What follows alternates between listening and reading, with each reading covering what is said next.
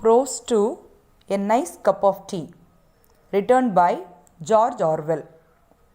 People all over the world like to drink tea. They only drink it in order to be warmed and stimulated. George Orwell, in this essay, points out that there are 11 golden rules to be observed while making a nice cup of tea. He elaborates them step by step and points out that tea making is a matter of great skill and expertise. After reading this essay, we too become familiar with making a nice cup of tea. George Orwell highlights that we cannot find important points about tea preparation in a cookery book. It is curious that tea is one of the mainstay of civilization in our country, Ireland, Australia, and New Zealand. But the best way of making tea creates violent disputes.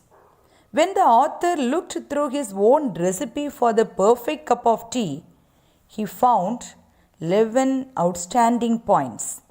Among them, 2 are agreeable, but 4 rules are highly controversial. First of all, one should use Indian or Ceyloni tea. China tea has some virtues. They are not despised nowadays because it is economical and can drink without milk. But it is not much stimulation. One does not feel wiser, braver, or optimistic after drinking it. A nice cup of tea means Indian tea. Secondly, tea should be made in small quantities in a teapot. Army tea made in a cauldron tastes of grease and whitewash. The teapot should be made of china or earthenware. Silverware or Britannia-ware teapot produce inferior tea and enamel pots are worse. Thirdly, the pot should be warmed beforehand. As a fourth rule, the tea should be strong. All tea lovers like strong tea. For 1.136 liter of water, use 6 teaspoons of tea. People like tea little stronger year after year, and it is proved that the extra ration issued to the old age pensioners. Fifthly, tea should be put straight into the pot. Tea should never be filtered using strainers, muslin bags, and other devices. In some countries, tea pots are fitted with little hanging basket under the spout to catch the stray leaves, but it is harmful. The sixth rule is one should take the teapot to the kettle and not the kettle to the teapot. When the mixing takes place, we should not remove the kettle from the stove. Seventhly, after making the tea, it should be stirred and teapot should be shaken. Then allow the leaves to settle. Next, the author prefers the cylindrical cup for holding more tea.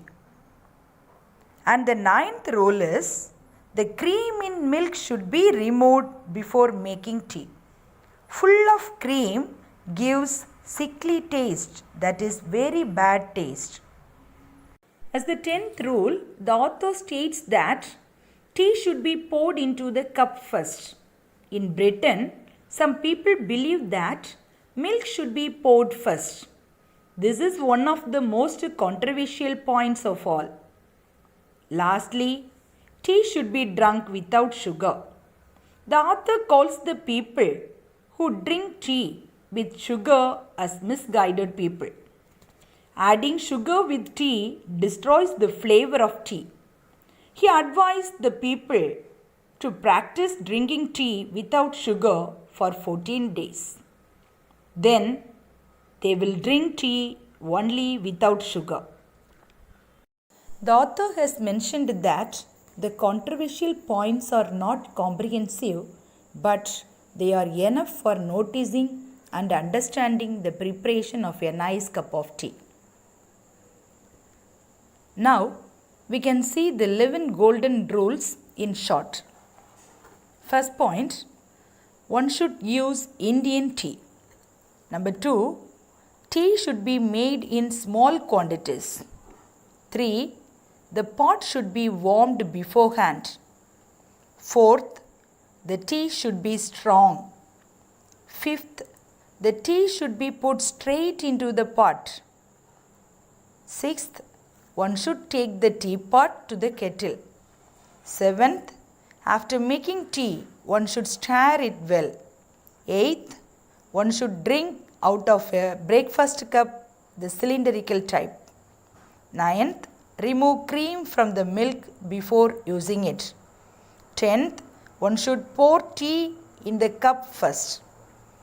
And the last point, 11th point is, tea should be drunk without sugar.